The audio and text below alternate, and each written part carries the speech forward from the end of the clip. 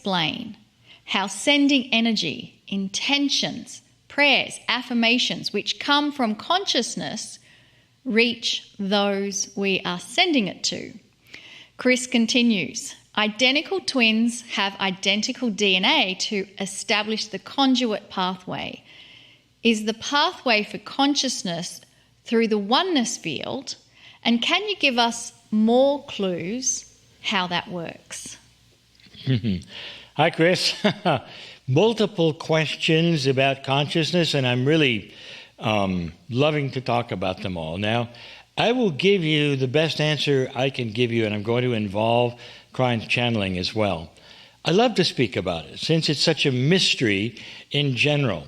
I always take a step back, however, and when I'm asked those kinds of things, and I remember something that I've said before, and you'll probably hear it again, even Plato had difficulty defining consciousness. So here comes Kryon with something that's even more complicated that we thought we would ever see, calling it an attribute of physics. So right now, why not give you a little bit of what Kryon has said before we go further? There's one particular channeling that I want to quote from, and here it is. Quote, in basic physics, everything happens in balanced pairs. Nothing is destroyed. In multidimensional physics, it's a bit more obtuse. There is a push-pull kind of system in consciousness where one energy pushes against a membrane. Kryon calls it a brain of potential, and it's either seen and used by the pulling reciprocal potential or not. In other words, you can send it. It doesn't necessarily mean it's received. This is still in the quote. If you really want to get technical, this is also how magnetism works. It's by atoms with too many electrons looking for an atom with too few. Physics looks for balance. It always does. It always looks for balance. It's everywhere, this balancing in physics. So, unquote. Kryon is immediately telling us that consciousness, or the energy of it, needs to have a reciprocal energy to make it complete. Now that's really confusing. Or is it? I just want to ask you, what happens when somebody is in love and it's not reciprocated? It's just one of the worst things you can imagine. That is high consciousness looking for balance. Did you ever consider that? Being in love, just the attributes of loving somebody could be seeking balance. Because it's energy, because consciousness is energy, it has to have rules. Kryon said so. It is energy. Energy always has physical rules, but they're not the ones we expect in 3D. However, that Kryon quote reveals how sending energy might work. Now, imagine, if you will, a push energy, which is you sending some kind of benevolent thought. Consider you're some kind of a transmitter. I say that because Kryon says we are. Now, if the pull energy of the recipient, the one you're sending prayers to, isn't quite matched up with your push energy, that person may not receive anything. What do you think of that? That's another statement Mr. Kryon is making. I'll give you that statement. Here's this other statement Kryon makes. Quote, now, consciousness is also filled with variables, and some of them are concepts like truth, belief, perception, willingness. All of these concepts temper the physics that we are discussing about consciousness. And the chance of the potential fulfillment, getting the recipient, the receiver, who will actually receive it, all that sometimes gets in the way. So the consciousness of sending energy, it's now more complex than we thought. And if consciousness does not travel, how do we even send it? Aha! Now I'm drilling down into your actual question. You can tell that this discussion is really a big one, and I'm just dancing around one aspect of it. I want to continue with some answers, and I'm hoping that they will be the ones that will help you. First, classic multidimensional elements are not place-related. That's a tough one. But there are places in 3D, but not necessarily in multi-D. Now, entanglement, if you know what that is, in this example. I want to show you something. It's a metaphor. Picture, if you wish, in your mind, an enormous giant, huge, so big it's bigger than Earth, who is holding the world in his hands. One hand is placed in the bottom, or even around Australia, let's say, and one is placed right at the top at the North Pole. Then the giant's hands start to get warm. And those two places, well, they also get warm.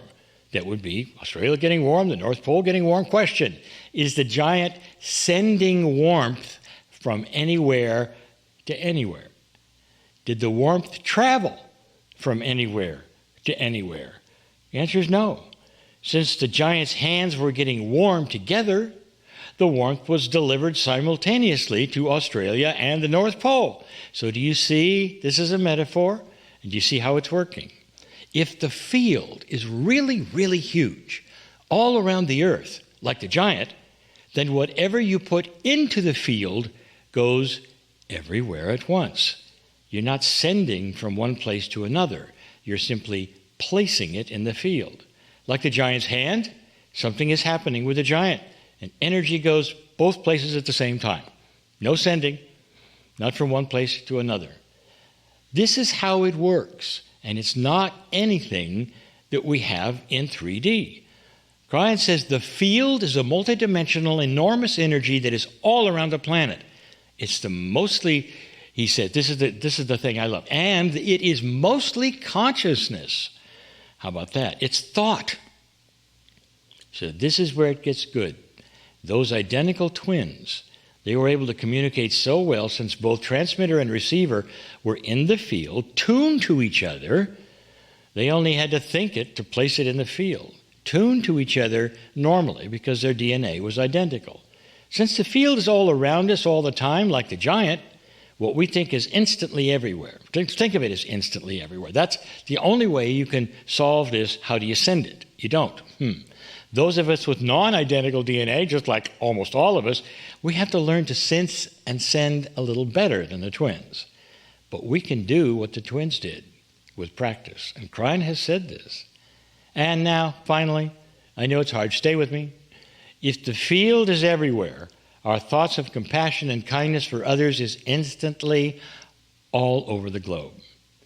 But according to Kryon, some never receive it, since they are either not interested, too fearful, not ready. And that explains a whole lot about why some get healed and some don't. So with that information, you might ask, then why even try? But Kryon answers that as well in the same channeling. Quote, here it is. If the recipient cannot receive the energy of the benevolence being created, for whatever myriad of reasons that might be there, the energy of your thoughts, they do not dissipate into the ethers. That compassion, those prayers, that intent, they don't dissipate. Instead, they get amplified back to the sender. Do you love that? In a balanced way. Do you remember the push-pull balance? Physics needs to be balanced. Consciousness needs to be balanced. Did you ever attend a gathering of meditators or those who were praying and you felt so much better when you left? Now you know why. It's all part of the laws of consciousness connected to a partner called the field. I know, it's pretty technical. I know it's not necessarily what we expect, but we're not talking about stuff that we use and understand. We're talking about what Kryon said is almost magic. I hope this helps you to at least show you that there is a system and that we can learn to use it. Wow, Lee, that is such a complex subject and complex answer. I really admire you bringing all that forward. And I think, would I be correct, Lee, that it's like explaining the internet to a goldfish in some ways? You have a way with words, Mon.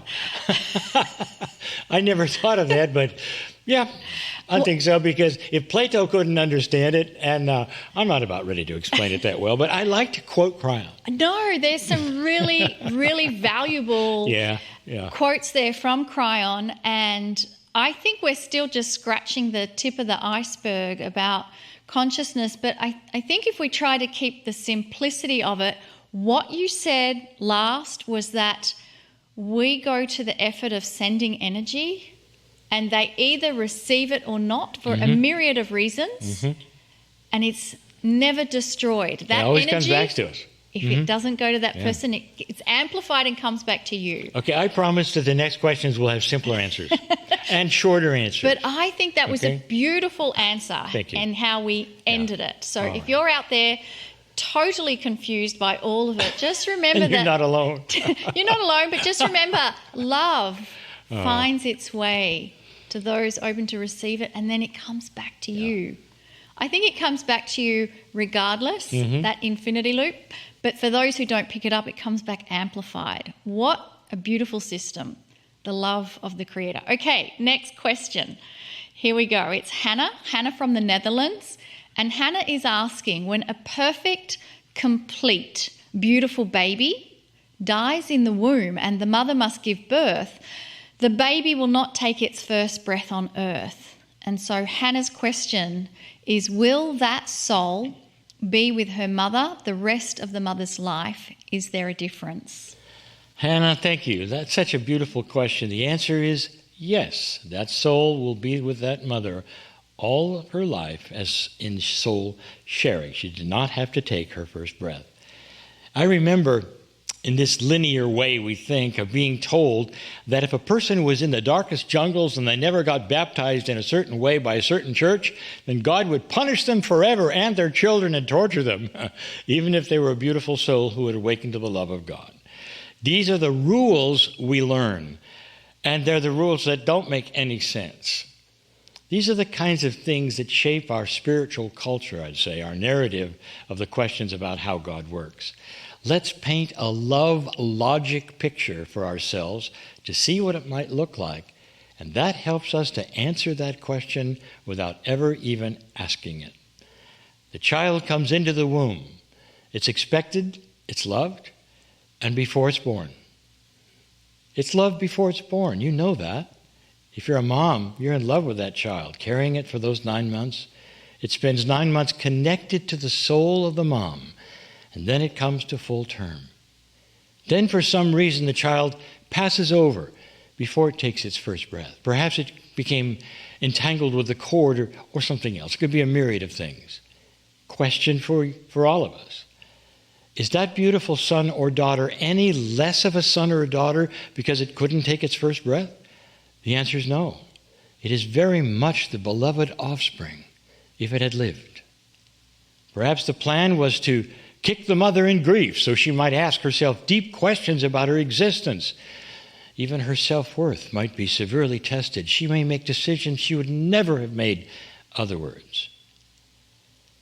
More than a child that didn't make it, that soul becomes the teacher and the guide and gets the name that was reserved for it by the mom. That's how love works. And that soul will be there until the last breath of the mother. Then they'll meet in a different way on the other side of the veil, and together they will rejoice in the journey that they took together.